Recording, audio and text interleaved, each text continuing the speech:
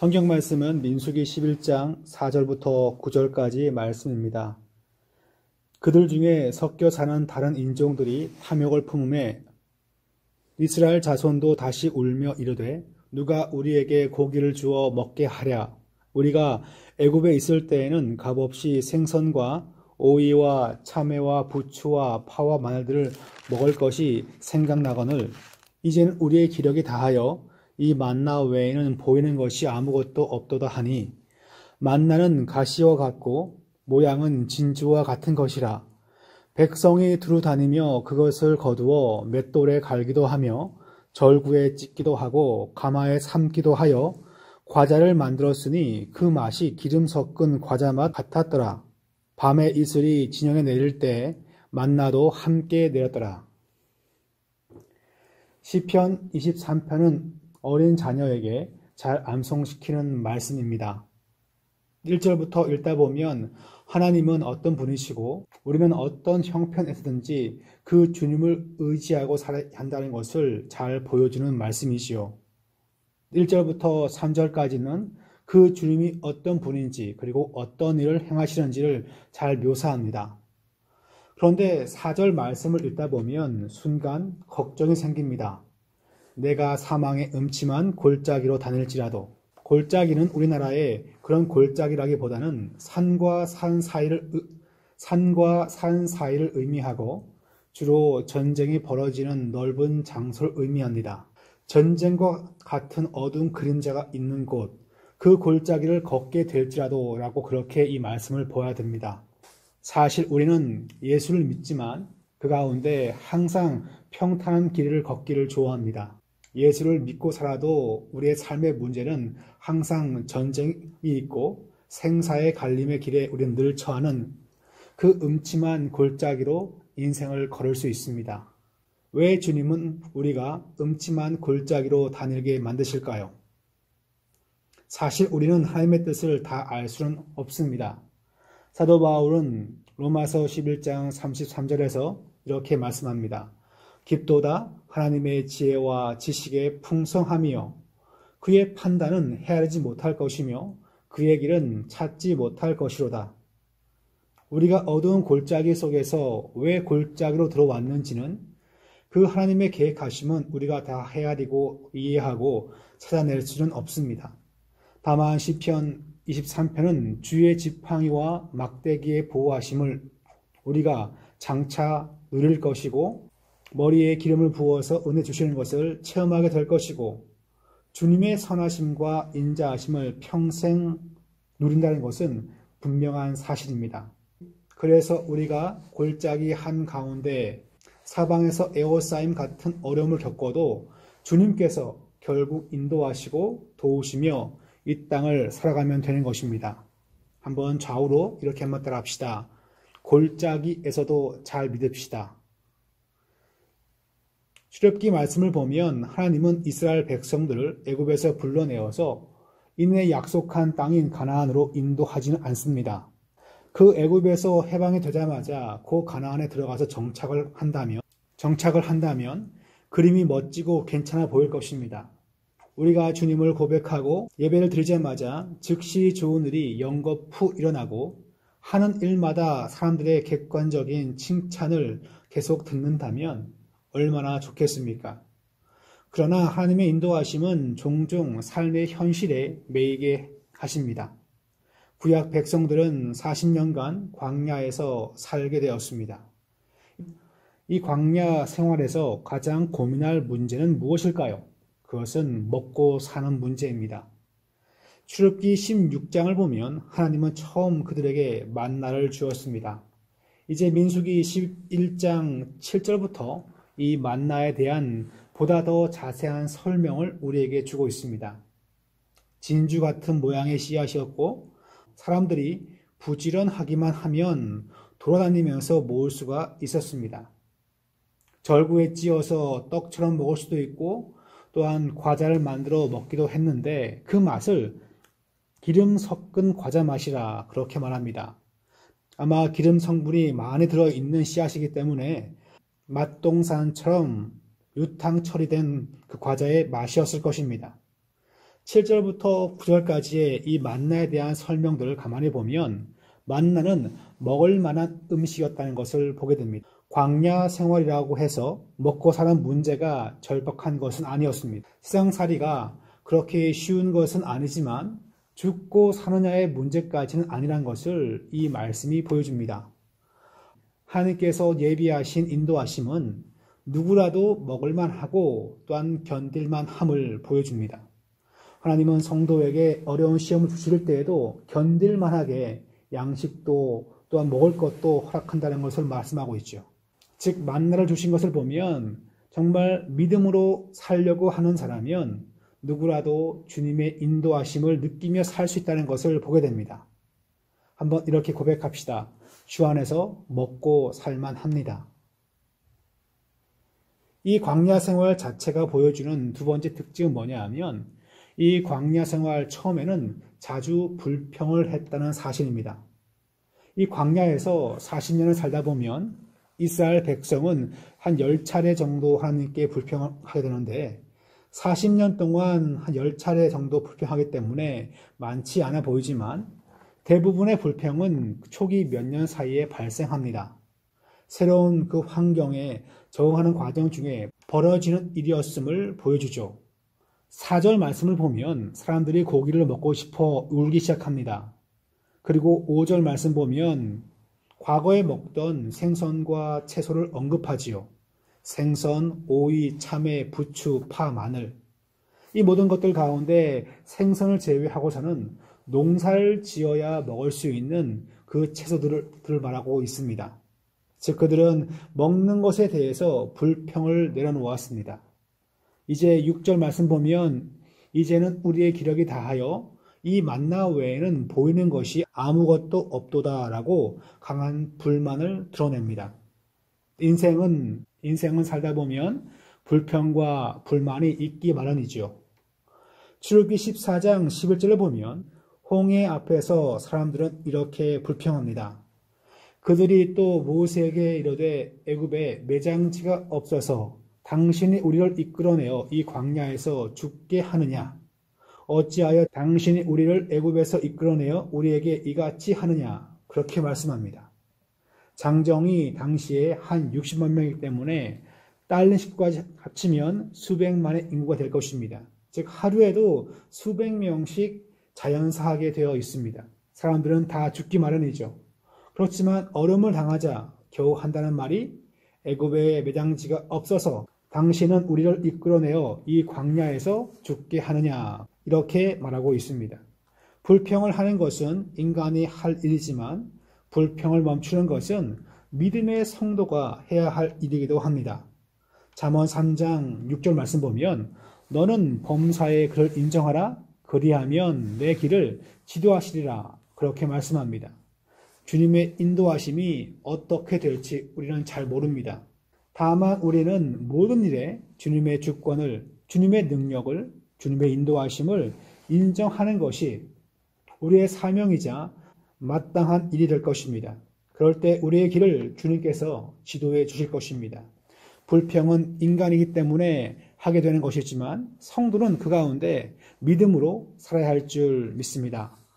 한번 이렇게 따라합시다. 인간은 불평하고 성도는 고백한다.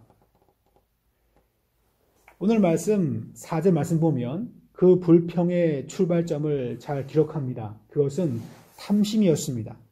섞여 사는 다른 인종들이 탐욕을 품음에 이스라엘 백성이 먼저 탐욕을 품은 것이 아니라 세상 사람들이 먼저 탐욕을 품었습니다. 그것이 문제의 출발점이었습니다. 평범하게 살고 있는데 다른 이들이 먼저 탐욕을 품게 되면 우리 역시 덩달아 닮아가게 됩니다. 지금은 그렇게 많이 유행하지 않지만 코치란 가방이 유행한 적이 있었습니다.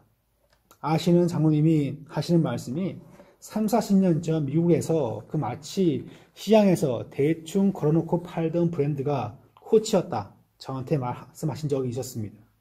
사람들이 하도 메고 다니니까 지금은 시골 할머니들도 이 브랜드 가방을 메고 다닌다고 할 정도로 일반화가 되어버렸습니다. 나는 괜찮지만 다른 사람이 먼저 갖고 있으면 왜 나는 없는가? 그런 마음을 품기 마련이죠. 하나님을 잘 모르는 인간들이 탐욕을 품으면 주의 백성들 역시 그것 때문에 상심하게 되고 그 탐심이 전염이 된다는 것을 이 말씀이 보여줍니다. 이 탐심은 인간을 참 힘들게 만들어요. 신약성경 골로새서 3장 5절 말씀 보면 그러므로 땅에 있는 지체를 죽이라 곧 음란과 부정과 사욕과 악한 정욕과 탐심이니 탐심은 우상 숭배니라. 10절 말씀 보면 온 이스라엘 백성이 자기 집 앞에서 울기 시작합니다. 탐심은 우리의 믿음이 형편없음을 천하에 드러내게 만듭니다. 그냥 집에서 울 것이지 온 백성이 자기 집 앞에서 먹을 것이 없기 때문에, 아니 먹고 싶은 걸 먹지 못하기 때문에 그 믿음의 형편없음을 통곡하면서 드러내게 되는 것이죠. 과연 이것이 울 일입니까? 예를 들어서 3만 원, 4만 원짜리 뷔페를 먹지 못하고 한 5천 원짜리 점심을 먹을 수 있죠. 그렇다고 그것은 결코 울 일은 아닙니다. 그러나 탐심이 특심하면 울음도 특별해지고 기이해지는 것입니다. 그러면서 점점 하나님의 인도하심에 대하여서 불평하게 되고 어떤 경우에는 울면서 자신의 인생을 하소연하게 되는 법이지요. 탐심과 불평은 한 족속임을 오늘 말씀이 이렇게 보여주고 있습니다. 이 가운데 우리는 한 가지 질문을 해야 합니다. 하나님은 그렇다면 즉시 징계하는 분이실까요? 하나님은 자기 백성이 탐심을 품었다고 그 백성 전체를 쓸어버리는 분은 결코 아니십니다. 탐심을 품었다고 그 자녀를 과감히 징계하는 분도 아니십니다. 31절 말씀 보면 하나님은 그들에게 매출하기를 공급하시죠. 놀라운 말씀입니다. 이게 왜 놀라운 말씀이냐면 하나님은 징계하고 진멸하시는 분으로만 이해는 해서는 안 된다는 것을 보여줍니다. 하나님은 우리의 나약함, 우리의 탐심, 우리의 믿음 없음에도 불구하고 하나님은 그 마음의 소원을 가끔은 이루어준다는 것을 오늘 말씀이 보여주고 있습니다. 다만 우리의 믿음 없음에 대하여 광야에서 대부분의 사람들은 자신들의 세월을 다 보내고 매장되어야 했습니다. 즉 무슨 말입니까? 하나님은 우리의 탐심에 대하여서 즉각적으로 심판하지는 않지만 그 일에 대한 상과 벌은 엄연히 존재한다는 것을 우리가 기억해야 합니다. 33절과 34절 말씀 보면 욕심을 많이 낸 일부 백성들이 탐심에 대한 대가로 또한 죽음을 당했다는 것을 말씀이 기록하고 있죠. 하여튼 결론적으로 이 광야 생활은 바로 성도들에게는 영적 훈련 기간과 같은 것입니다. 그래서 우리는 이 어려움과 불평이 있는 현재 삶을 바로 나에게 주신 영적 훈련이라 그렇게 여기면서 통과해야 할 줄 믿습니다. 신명기 8장에 이렇게 나와 있습니다. 내 하나님 여호와께서 이 40년 동안에 내가 광야길로 걷게 하신 것을 기억하라. 이는 너를 낮추시며 너를 시험하사 내 마음이 어떠한지 그 명령을 지키는지 지키지 않는지 알려 하심이라. 주님은 우리를 낮추시고 시험하여서 그 가운데 훈련시킨다는 것을 이 말씀이 보여주고 있죠. 너를 낮추시며 너를 줄이게 하시며 또 너도 알지 못하며 내 조상들도 알지 못하던 만나를 내게 먹으신 것은 사람이 떡으로만 사는 것이 아니요 하나님의 입으로서 나오는 모든 말씀으로 사는 줄을 내가 알게 하려 하심이니라. 정말 주님은 왜 인생 가운데 어려움의 시기를 두고 그 가운데 우리가 또 넘어지고 또한 혼탁한 가운데 이 시기를 지나게 만드실까요? 어떠한 시간에도 하나님이면 된다. 내가 주반 붙잡고 살겠습니다. 그런 믿음으로 사는지를 확인하고 싶어서 주님은 그 가운데 영적 훈련으로 광야 생활을 주었음을 이 말씀 가운데 우리가 그 믿음으로 고백하며 또 믿는 성도가 되시기를 축원합니다. 이 광야 동안의 삶이 그 모든 것이 점수로 바뀌고 평가된다면 우리는 지금 이 시간을 쉽게 흘려보내지 못할 것입니다. 우리는 정말 최선을 다해서 무언가를 준비해야 되지 않겠습니까? 지난주 월요일에 저희 교회에서 저희 시찰의 모임을 가졌습니다. 근데 그 모임을 하기 전에 그 전주에 본당 공사를 하고 또한 청소를 아주 잘했습니다. 근데 본당만 청소한 것이 아니라 이 교육관 역시 구석구석 깨끗하게 잘 청소했어요. 심지어 바로 저 교육관에 있는 그 계단 밑에 있던 그 물품들을 깨끗하게 아주 깔끔하게 잘 치웠습니다. 누군가의 눈에 보여진다고 생각한다면, 혹시 귀한 손님이 우리 가정에 온다고 우리가 가정한다면, 청소는 단순한 청소가 아니라 최선의 청소를 아마 해야 될 것입니다. 이처럼 하나님은 우리의 환경을 하나님의 상과 벌이 있는 훈련이라고 우리가 믿는다면, 나의 행동을 통하여서 믿음으로 담대하게 도전하고 주의 일을 감당하는 성도가 되어야 할 줄 믿습니다. 한번 이렇게 고백합시다. 훈련에서 좋은 점수를 받아야 합니다.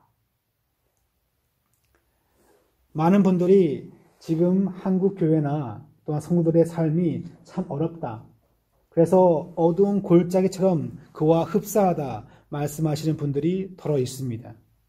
교회도 그렇고 또한 성도들 역시 영적으로 또한 재정적으로 참 어려운 시기를 지금 보내고 있습니다.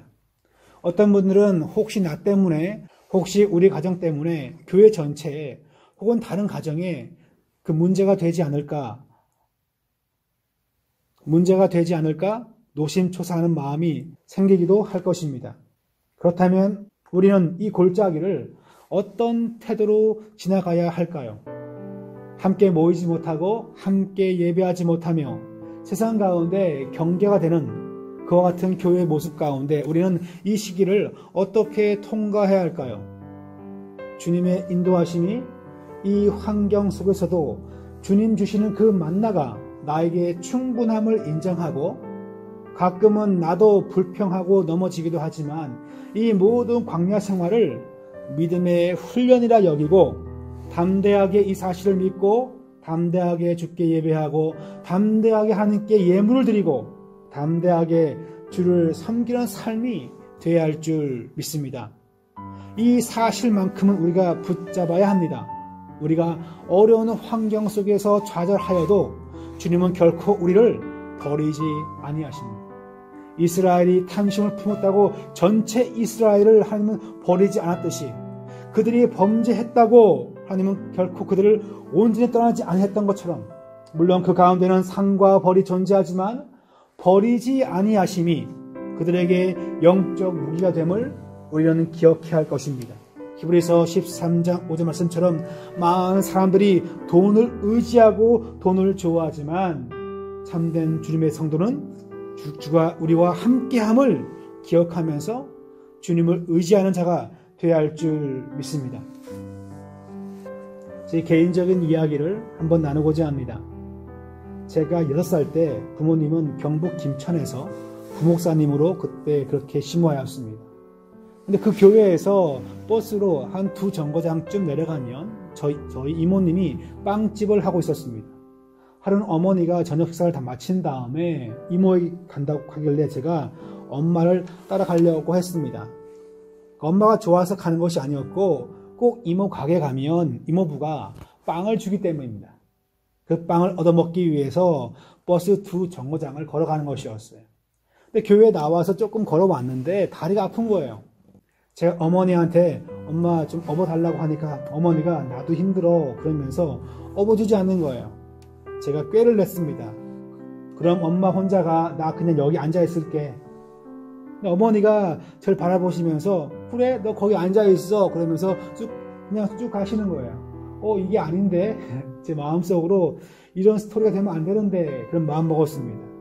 한참 가시다가 엄마가 저 멀리에서 저에게 손짓을 하는 거예요. 빨리 뛰어와. 저는 고개를 저으면서 안 가. 그리고 앉아 있었습니다. 그리고 어머니는 그 무리 사이에서 그만 사라져 버렸어요.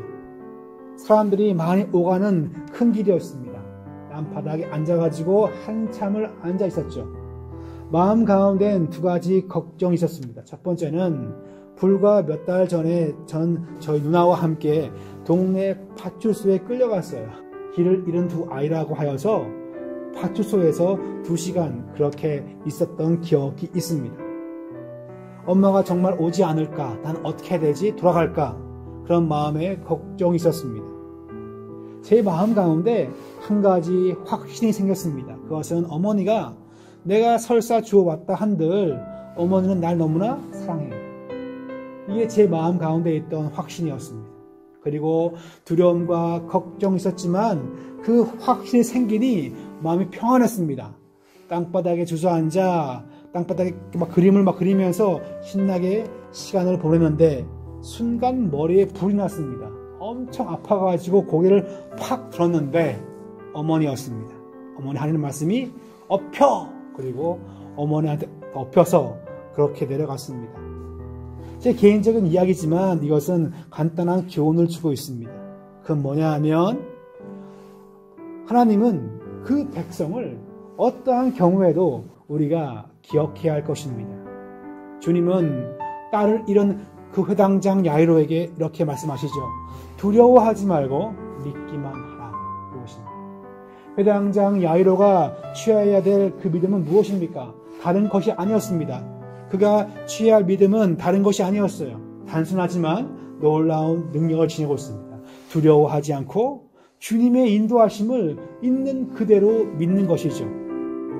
하나님은 우리가 실수했다고, 또한 우리가 좌절했다고, 우리가 때가 묻어있다고 하나님은 결코 우리를 버리지 아니하십니다. 우리에게 필요한 것은 무엇입니까? 빨리 그 자리에서 일어서는 지혜가 필요한 것입니다.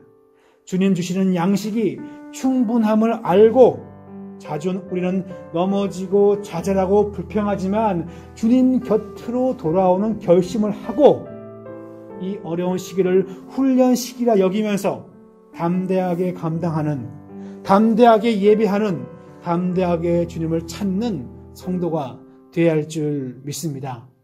불평을 하는 것이 아니라 불평을 내려놓고 주님의 인도하심을 신뢰하는 자가 되어서 이 땅을 주의 뜻대로 살고 쓰임받는 종 되시기를 축원합니다.